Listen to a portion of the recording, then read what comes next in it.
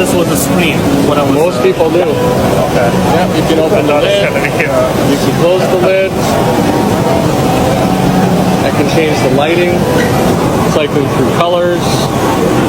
So you can adjust those as you see fit. You also have other options for flushing, as well as setting maybe your cleaning if you want to clean your toilet, or if you want to change temperature and pressure, you can do that as well from your bidet. All from your app. All from the app. That's pretty And then, impressive. of course, add a few more things. You set the ambiance, you set the mood. You want to add a little music, you can play music from this toilet as well. Play music. I was You about can. to suggest adding Yep. speakers to music. So speakers are built into the side on both sides. So Is there a retail price yet? Retail price, $8,500 for white, $10,000 for the Hone Black, which is behind me. Man, y'all drop 10K on one of these gems. Y'all really be on them then. Do you know what the largest organ in the human body is? The pineal gland weighs 172 milligrams. The eye weighs 15 grams. The thyroid weighs 25 grams. The gallbladder weighs 42 grams. The bladder also weighs 42 grams. The tongue weighs 70 grams. The pancreas weighs 80 grams. The spleen weighs 150 grams. The kidney weighs 300 grams. The heart weighs 301 grams. The stomach weighs 905 grams. The lungs weigh 13515 grams. The brain weighs 1,361 grams. The intestines weigh 3,400 grams. The skin weighs 9,020 grams, making it the largest organ. The bones weigh 1,360 grams.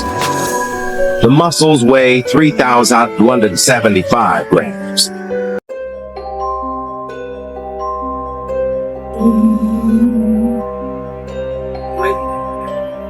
Almost with my blood.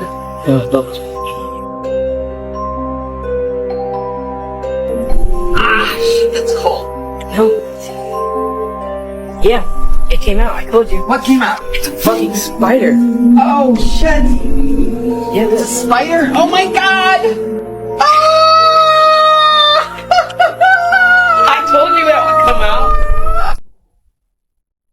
Does what I'm about to show you prove that the ancient engineers of Egypt possessed lost technology? This large piece of rose granite at Karnak features a massive ancient tube drill hole that is almost 10 inches in diameter.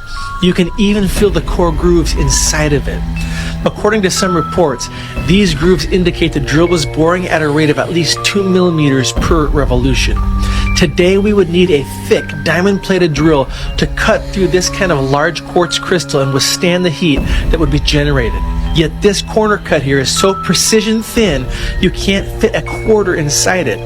Rose granite is extremely hard, ranking a 7 on the Mohs scale. So how could the dynastic Egyptians have precision drilled this by mixing in sand and grinding a softer copper tube into this hard granite as the mainstream theory proposes?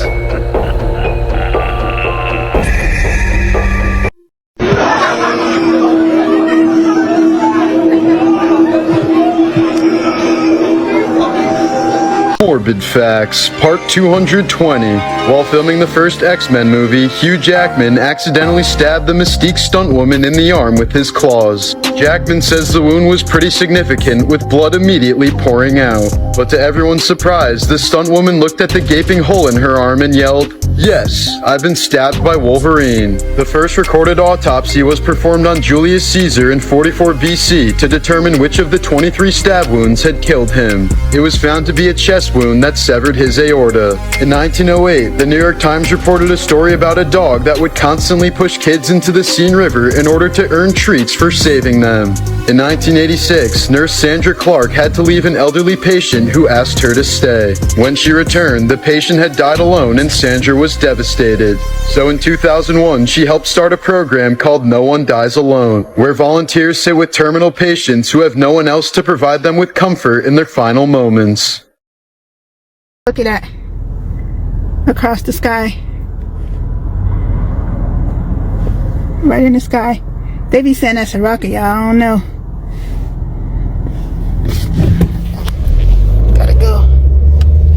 to the light. Y'all, that look freaky. Y'all about to see it even clearer now. Look. Wow. That look crazy as heck. Wow. Look like a rocket launch to me or something. Baby saying that's a rocket launch, y'all. That don't look like that rocket launch. Wow. That is scary as heck. It's even worse in person.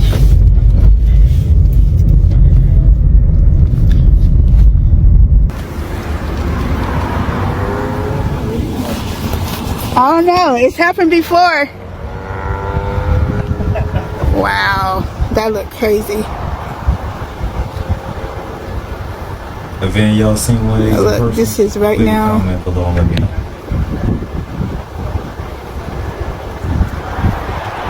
Wow. This happened before a couple years ago. See if I can zoom in. Supposedly it's a rocket of some sort. That'd be a rocket or something. Yeah, that's what they said. That looked crazy.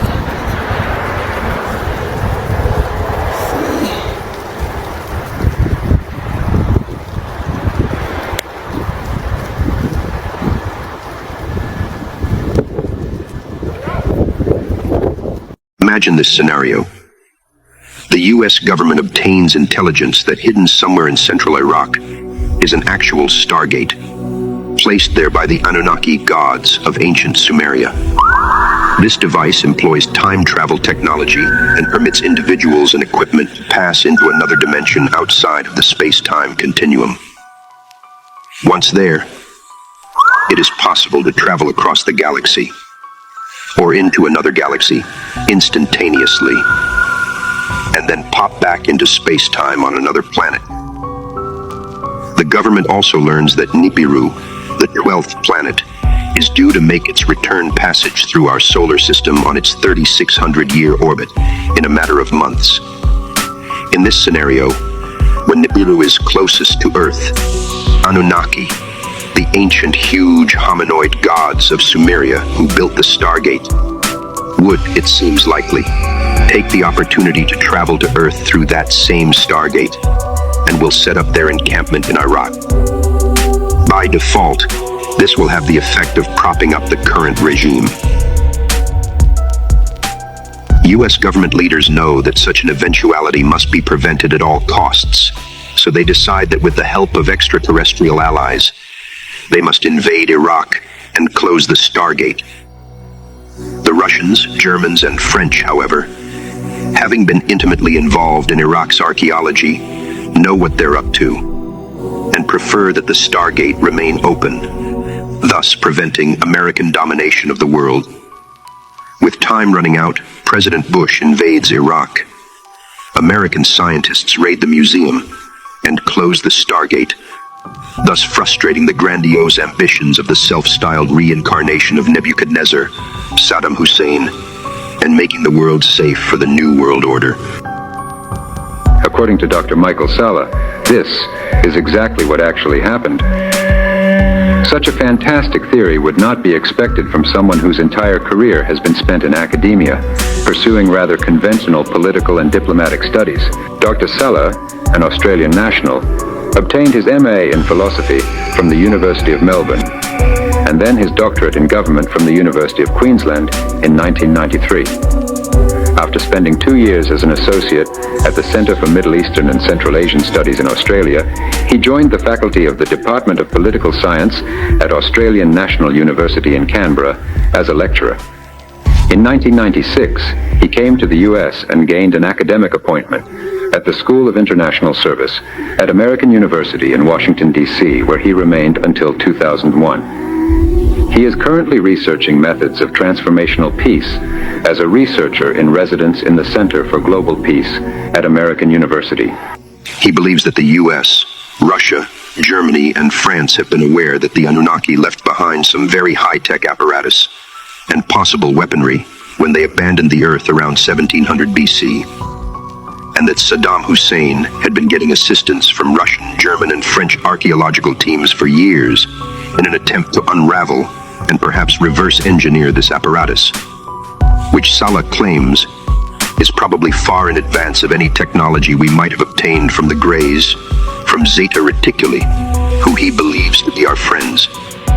If a European-Iraqi alliance were able to back-engineer this technology, and/or strike up an alliance with the Anunnaki when they return, Sala thinks, then whatever military advantage the US has had with its technology, even including anti-gravity craft, would probably disappear, and we would quickly become a second-rate power.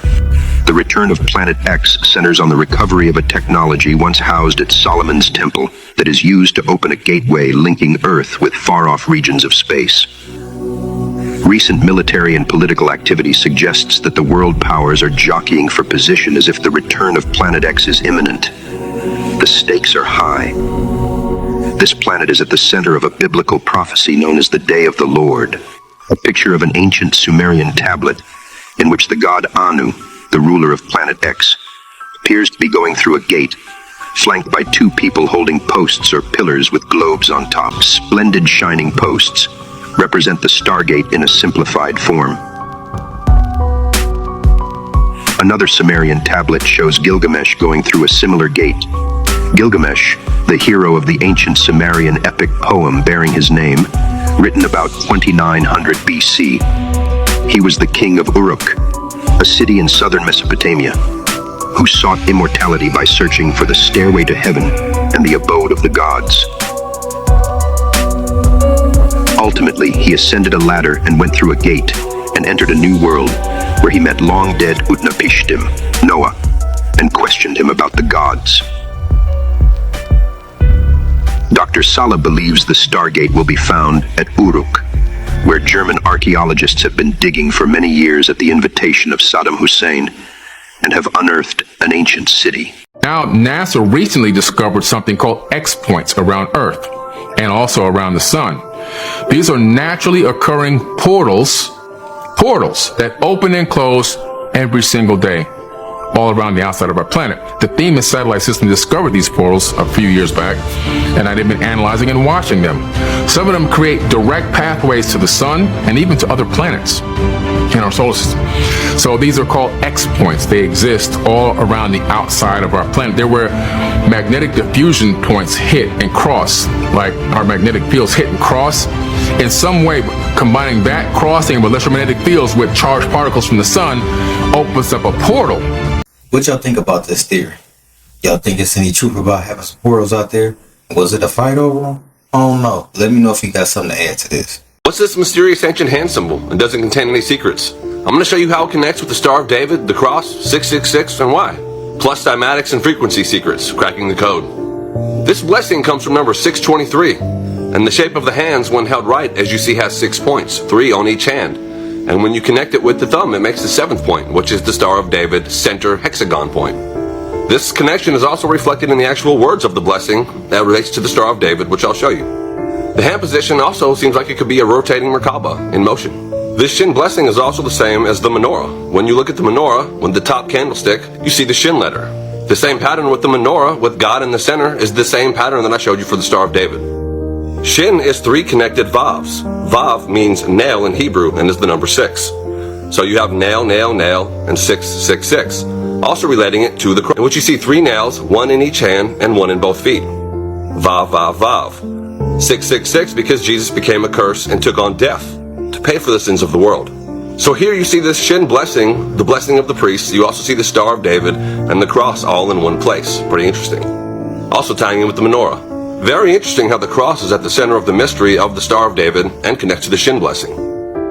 This is where it connects with frequency and cymatics. The blessing is actually supposed to be sung, but whether sung or spoken, there's this frequency cymatics element. This also ties in when you look at things of ancient cultures like Mayans or Hindus with mandalas or temples. When you see certain symbols, they're actually just an expression of sound, certain sacred frequencies and utterances, even ones that can cause supernatural things to happen, creating portals and doors. Think about if you could match the frequency with certain things. Could it heal and take something right out of the body? Could matching a frequency actually make you lighter than air and levitate? Could certain frequencies actually open up a door to another dimension? Is that why sonic keys are called keys? This really ties in with the old world cathedrals. If you look at the ceilings and even some of the windows, you see cymatics patterns, expressions of frequencies. And I've told you it would be like a walk-in Rife machine where you would just be healed instantly, probably from walking in there and all your molecules rearranging to a structured healed form. Also, another clue right in the word there, you see the word cathode in cathedral, having to do with the electric nature of the place. Probably even cathode rail is probably the etymology for that word. Cymatics is sacred geometry. Clues to sacred utterances that can literally shape reality. Creation of sound. The power of your words needs to be discerned carefully. Not everything needs to be given a voice. Think about a weird thought form trying to actually be given a voice to manifest into this realm. Your mouth is a gate, and we're going to be getting more into gates in the future. Proverbs also says the power of life and death is in the tongue. You can pause it at this screenshot real quick, take a picture. Times when not to use your tongue. Dr. Emoto also demonstrated this with rice experiments. And even music obviously has an effect, good or bad, on the human system and into the field by frequency. The connection between the Star of David, the Shin and the Shin blessing, the cross, cymatics and frequency also all come together on the solfeggio scale, which the Star of David shapes helps you decode. It reveals the scale. If you put the 1 at the top position, the 4 would be at the bottom position no matter which way you went around, and obviously 7 would be in the middle. Now if you look at that line, you see the 174, 741, 417, the major main scale that starts the solfeggio code. And also no matter which way you go around, you'll see the others encoded, the 2-5 for the 258 and the 3-6 for the 369. The Star of David reveals the code for the solfeggio scale. That famous Tesla 369 also ties into the blessing, which is from Numbers, the word number, 6, and then 2-3. 2 times 3 is 6. You also see the 666 tied into blessing, because the blessing is meant to remove the curse. The blessing in close. The priest would stand over the people with the hand sign, and they would say the 6 points of the blessing, with God being the 7th, the same pattern. The Lord bless you and keep you. The Lord make his face shine upon you and be gracious to you. The Lord lift his countenance upon you and give you peace. Or everything we went over could be summarized in just one word. Shalom.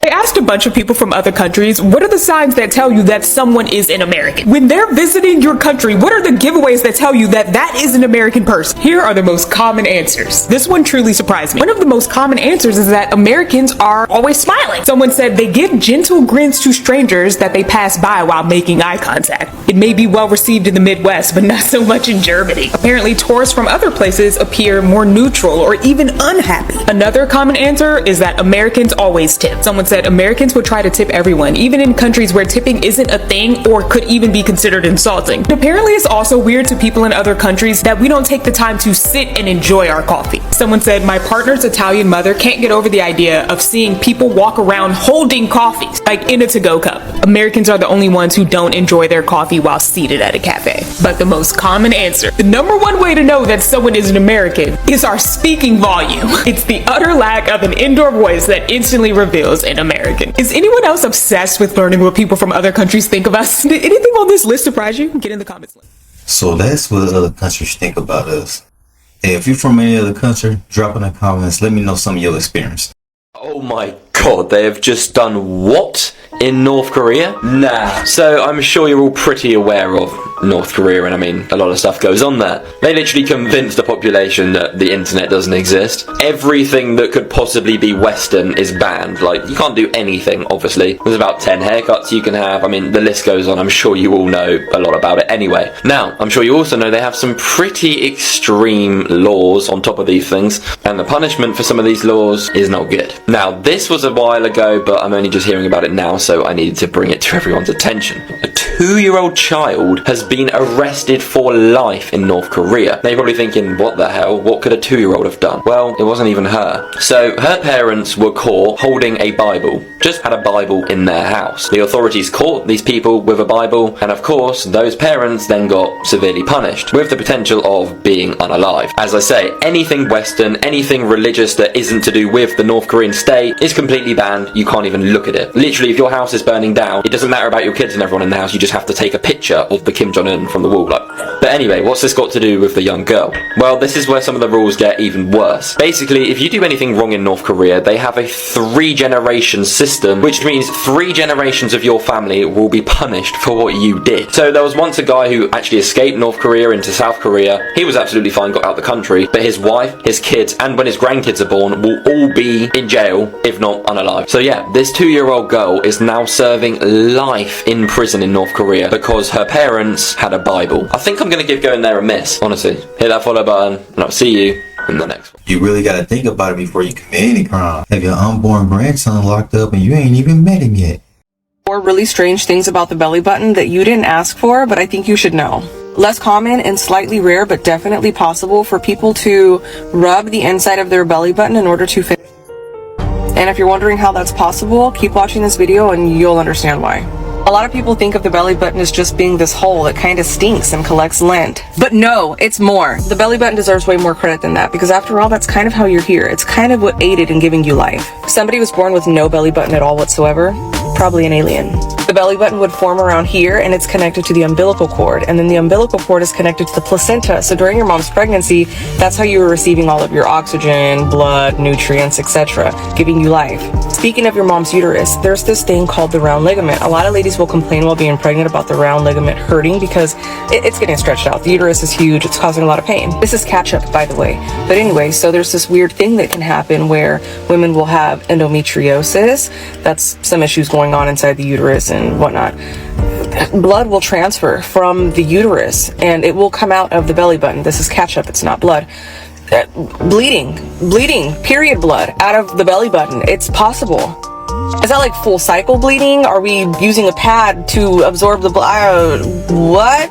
Back to the round ligament. Anyways, got sidetracked there. The round ligament is well connected here. There's a condition called caput medusa. So people with caput medusa and something else called portal hypertension, the blood doesn't go where it's supposed to go. It goes back up into... This is what that looks like. This is what caput medusa looks like. Obviously, it's named after the head of Medusa because all the snakes and the veins. Here's another picture of that condition. Another one would be the umbilical cord connecting to the bladder.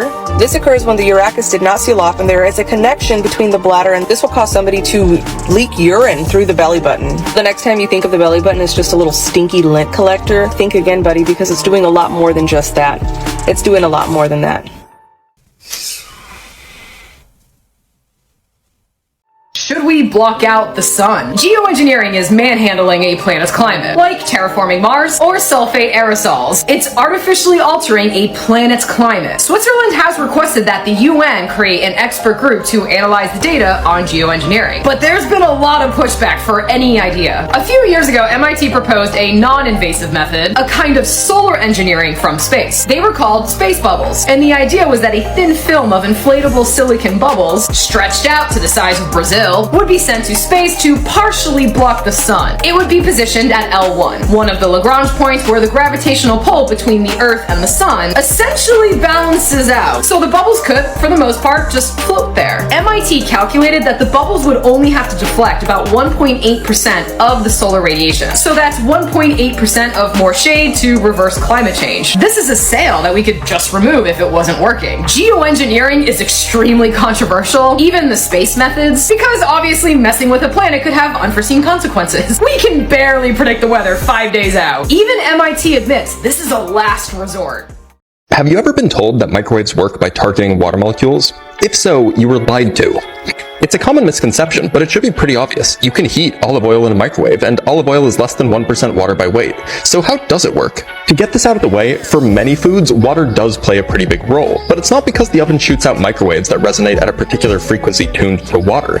It's because water molecules are polar, meaning that the molecule has a positive end and a negative end, but so are many other chemicals in foods like fats and sugars. So microwaves are a particular type of electromagnetic radiation, but don't think about the Incredible Hulk. Radiation is just some form of stuff that propagates outward. In the case of electromagnetic radiation, it's a disturbance in the electric and magnetic fields that propagates out from a source. And just in case you don't know, the electric field is the same thing that makes your hair stand on end when you rub a balloon on your head.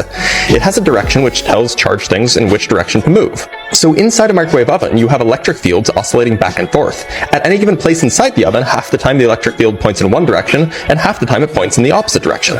So if there's food in the oven, the polar molecules in that food want to line up with the electric field. But it's constantly changing direction, a few billion times per second, so the molecules end up trying to spin in sync with the electric field. But they can't spin all the way around because these microwaves are not oscillating at the right speed, i.e. their frequency doesn't match the resonant frequency of the chemical. In fact, to target water molecules specifically, that frequency of the radiation in your microwave would have to be about 4 times higher. Instead, the molecules kind of just wiggle back and forth, but in doing so, they knock into other molecules, spreading out the energy that they absorb. And the end result is a piping hot TV dinner. Can somebody help me identify what the heck this is? This was found washed up on a beach. Or maybe just on a beach. Maybe it didn't even wash up on there. The first person I showed this to told me they thought it was an alien. An alien! Now, I don't think it's an alien, but I've never seen anything like this. This thing is moving, and it's moving in little parts, back and forth, itty-bitty parts. What the heck is this? This is something of nightmares. If I saw this crawling on my bed, I'd freak out, baby cakes. I would absolutely freak out. There are so many weird things going on all around us in our world every. It's something about that video made me want to go in there and throw all my rice away. I think one of the main trending uses of AI is therapy. It's exploding in popularity. Let me explain what's going on. Imagine being at a major crossroads in life or dealing with the day-to-day struggles. Most people are looking for help, but traditional therapy can be daunting or not as immediate as they may need. That's why you're seeing a lot of people going to AI chatbots. It's fast, affordable, and easy. The most popular option by far for younger audiences is Character.ai. This particular chatbot has over 100 million chats completed. Then you have apps like Wissa and Youper, which also have millions of downloads as well. Furthermore, I know a few people using Claude.ai, and they're uploading their journal entries to get feedback and help deal with grief. Most have commented that they love it. I think the main reason AI is so successful as a therapist is because it's accessible and anonymous. It doesn't judge, it listens, and it learns, which could be a very attractive option to those hesitant to see a human. However, there are real concerns about the effectiveness and safety of relying on AI for complex emotional needs. Mental health professionals believe a real connection and a deep understanding of complex human issues comes from that human experience. That's why it's critical for healing. Furthermore, regulators and startups must ensure these apps safeguard users' privacy as well as provide adequate responses when there's a mental health crisis. As we navigate this new frontier, the question we'll ask ourselves, is AI able to stand in for therapy, or is it just a quick comfort? Let me know your thoughts in the comments and follow for more AI news, trends, and tutorials. Hey, I think one day with enough data, we'll be real close.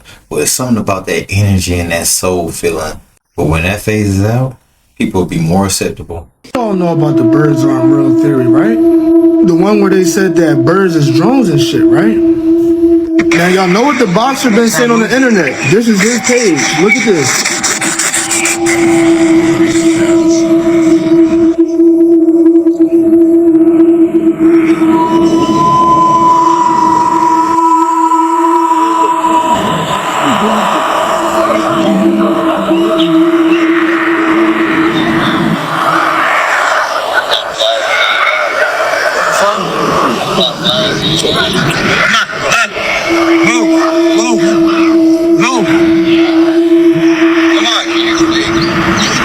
Look like it's fake. Come on, move. Fly. Fly. Fly or you're a spy. Fly or you're a spy. Spy. This guy don't look real, bro. That John not even moving. His wings look perfectly fine. I don't want attention. I'm like any raven. And I know y'all remember this. Bro, did y'all just see that?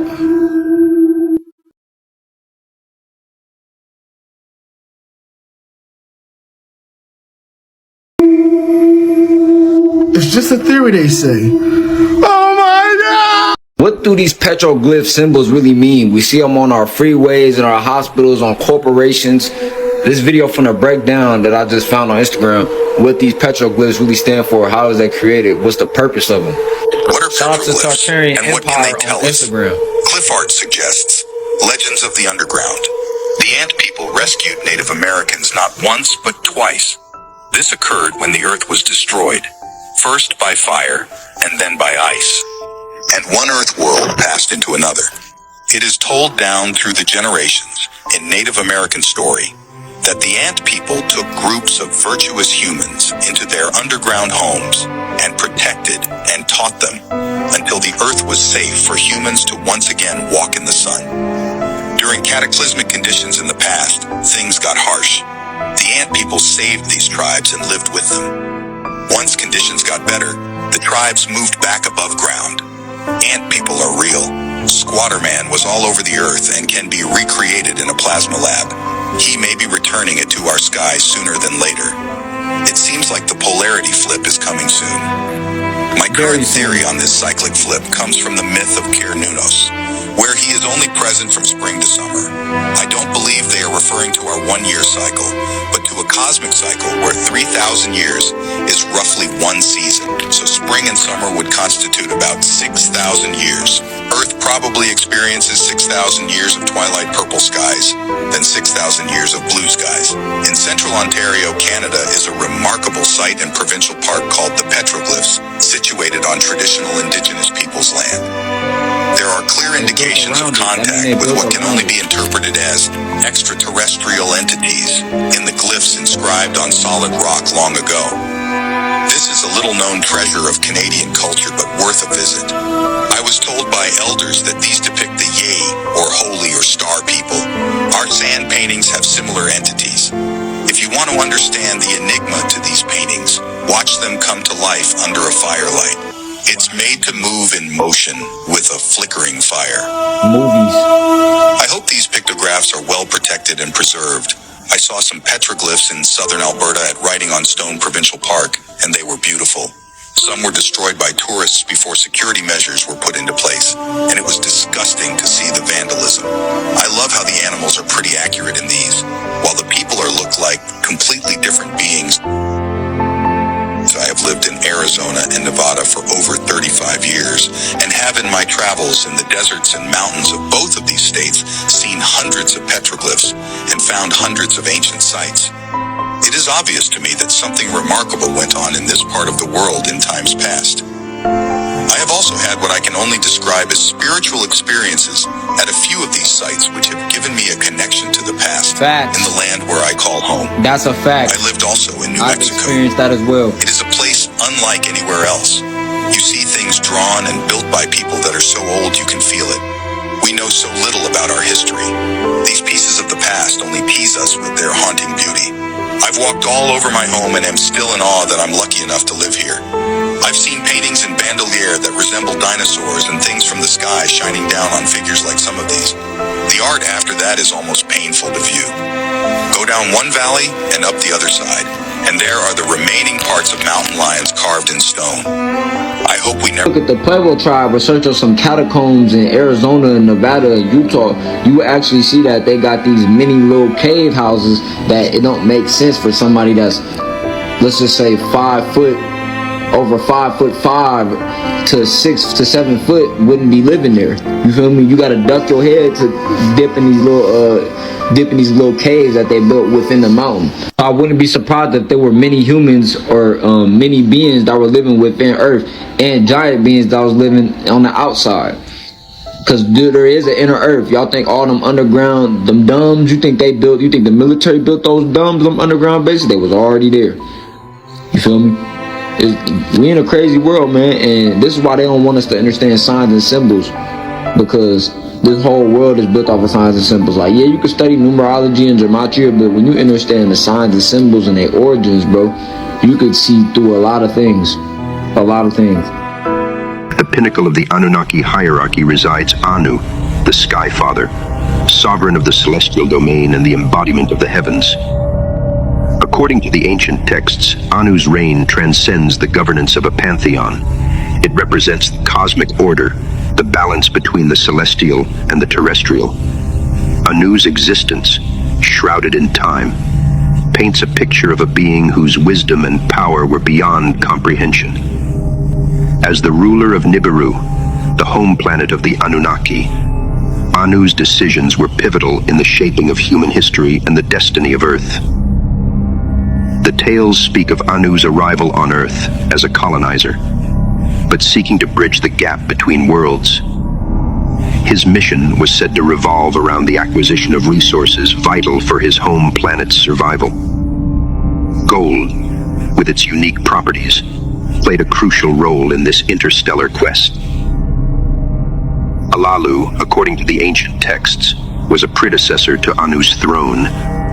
His reign, marked by both achievement and discord, eventually led to his downfall and subsequent flight from Nibiru, a power struggle that would see him dethroned.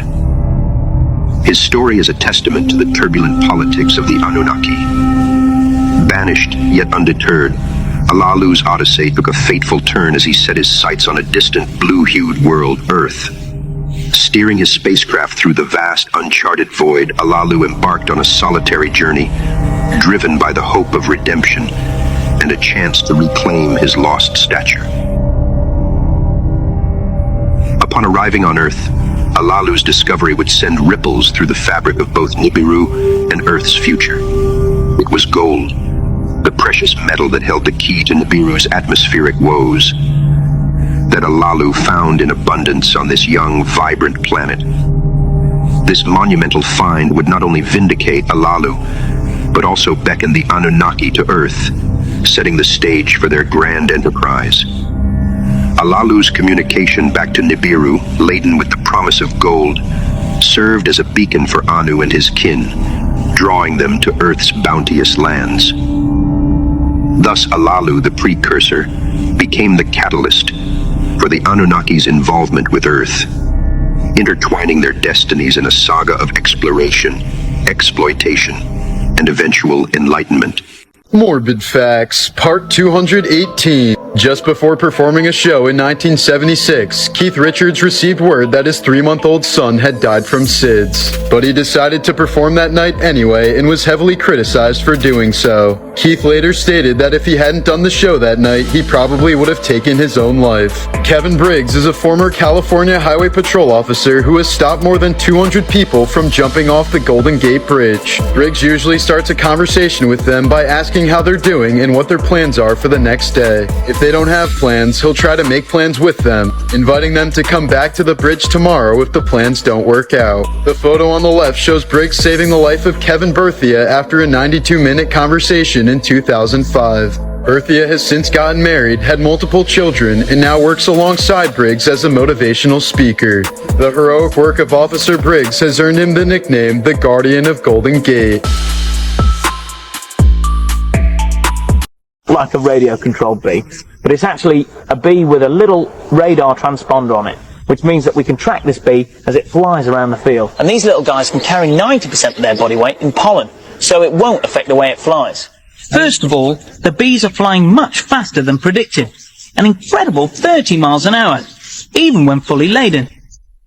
The next surprise is where the bees go. They almost always overfly potentially decent food. And once they've found their patch, they then repeatedly shuttle to and from it. And this is the really clever bit. In spite of 30-mile-an-hour crosswinds, whether out or back, they all fly in dead straight lines. The bumblebee can't fly aerodynamically. Yeah. And he's right. And I said, well, what did bumblebees do? And they said, well, they levitate. And I said, well, how's that? And he says, come on, I'll show you. And he showed me, he wrote a book, incidentally. I don't know if it's still in print. It's in the Library of Congress. The book is called Tomorrow's Energy Need Not Be Fuel. And in that book, he gave reference to what I'm talking about, that that of levitation, that the bumblebee, when he starts to beat his wings, when he starts to flap his wings, there's a little cavity, a hollow cavity next to the larynx inside his system that's hollow.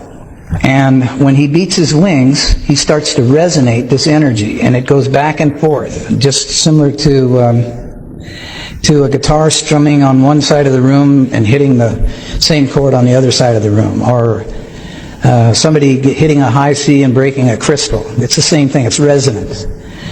And he said what they do, they resonate. And when they resonate, they eventually reach the resonance of the field around them. And he explained it this way to me, that the Earth was, of course, spinning, but it was operating on a frequency of 8.5 hertz per second or so forth. And he says once this bumblebee hits that resonant frequency of its surroundings, it becomes a free agent. It creates a magnetic bubble around itself, and it can go anywhere it wants. And I said, well, that's not in any of the science books. He said, I know. You probably never see it there either, but that's what happened. They'll discover it someday and bring it out, but it's just we have a conventional way of doing things, and then we have a natural way of doing things, and they're totally different. They're diametrically opposed. The important point here is the bees. As you've heard, the bumblebee shouldn't really be able to fly. Those wings are way too small to lift that chubby little body off the ground. In fact, it's a bit of a conundrum also for the mainstream scientists. They can travel in perfectly straight lines for long distances without any deviation, even during a howling crosswind. Because of the resonant frequencies produced by the vibration of their wings, they create a bubble in the ether, protecting them from any outside interference. Teach you this, but they don't teach you this. You're a biological battery. This is why you get charged in a court and then sit in a battery cell. Health issues show up in your electromagnetic field before they show up in your physical body. This is what they call your aura. This is what they call your vibe, your vibration. Your heart is the center of this field. Your emotions are felt in the heart. The thoughts are felt in the brain. Emotions are magnetic, thoughts are electric. Your heart is 100,000 times stronger electrically than the brain, and 5,000 times stronger magnetically than the brain. Every emotion that you feel is casting out vibrations into this field. This field is why people's emotions and vibrations rub onto you when you are near them. You need electrical food like fruits and vegetables, which are electrically charged by the sun. This is why they feed you poison like meat, because it's not charging you, it's gonna deplete your field. What they call your chakras are actually just 7 energy centers within this field. The more you abuse these centers, the more energy they're pulling out of your field, which is making you weaker and having a weak aura. Stop working on your chakras and work on your mind, because your mind is the one that's unbalancing these chakras.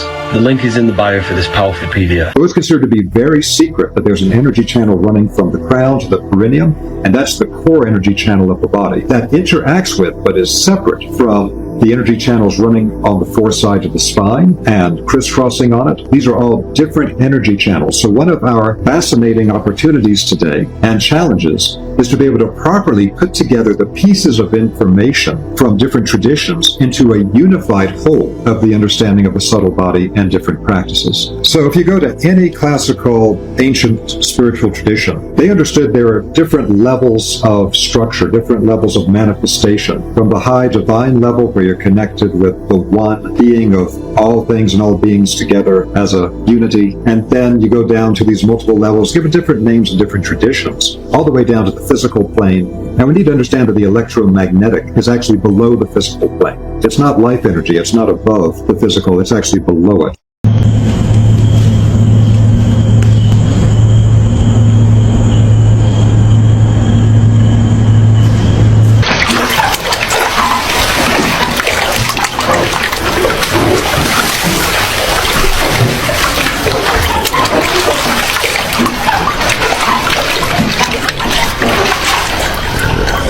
We hit some iceberg. We hit some ice. We hit some ice. Oh my god. Oh my god. Come here. Come here. Whoa.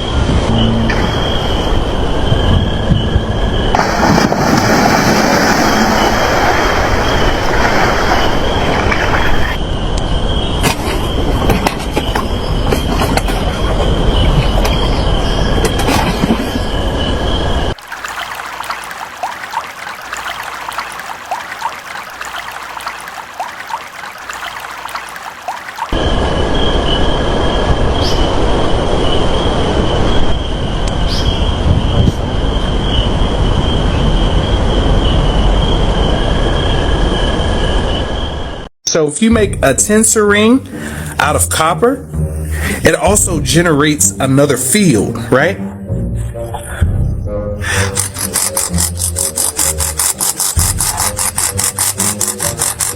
That's how the pyramids work too. I can feel it on my whole helmet. That's crazy. That's fucking tight. Go mess around and go fuck around and start shooting lasers on the motherfucker. Like, yeah, y'all done fucked up now. Y'all done gave the right one the whip. 718. Let's try it. 718. This is 718. Let's see.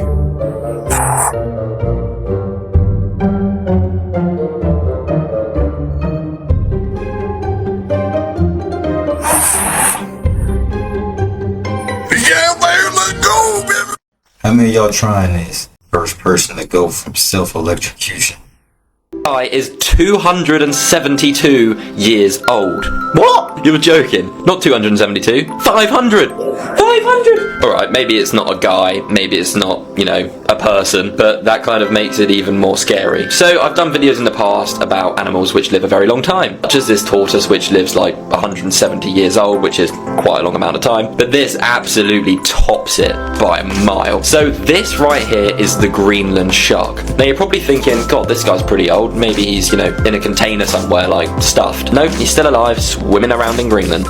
Now, these sharks live for a minimum of 272 years old. A minimum? What does minimum mean though? Does that mean like if it dies before that, the family take insurance? But they can live to a maximum of 500 years. 500 years! Now, just to put that into context for you, what was happening 500 years ago when this guy was swimming around still? Well, English and Spanish ships reached North and South America for the first time. We were literally in like medieval times, like it was nuts. Henry VIII would have been the king when this guy was swimming around. Now you're probably thinking, how the hell do these things live so long, and how do they know their age? Well, it's thought that they grow about 1 centimeter every single year. Now they did a study on 28 Greenland sharks, studying their unique ocular structure, where basically their lenses grow throughout their lives, and that is basically what can show their age apparently, according to scientists and researchers. Now apparently the reason they can live so long is because they live in such deep waters, and the water is at such a cool temperature, causing a slow metabolism and less damage to the animal's tissues over time. Yeah, I still can't get over how the oldest shark, the oldest one there, would have been alive when Henry VIII was on the throne. That absolutely blows my mind. But yeah, as always, hit that follow button and I'll see you in the next one. A billionaire just got caught hiding a Titanoboa. These were thought to be extinct, so what exactly was this billionaire gonna do with this giant monster snake? Do you remember movies growing up about a huge snake guarding a treasure? I think this was a nightmare for all children. This is a real life nightmare, but it's much more sinister. But before we get into this story about billionaire Kelsey Warren, what was Titanoboa, or what is Titanoboa? AKA Titanic boa is a giant snake thought to be extinct. Fossils first were discovered in the early 2000s by the Smithsonian Tropical Research Institute, along with students from the University of Florida. Legend says that this snake could grow up to 200 meters. Let me show you in some of these pictures so you have an idea. That's 2 football fields. 2 fields! So let's get into the story of Kelsey Warren. The billionaire posted a picture on Twitter, and people could see a massive snake. Now, speculation came to the police showing up at his house with a search warrant.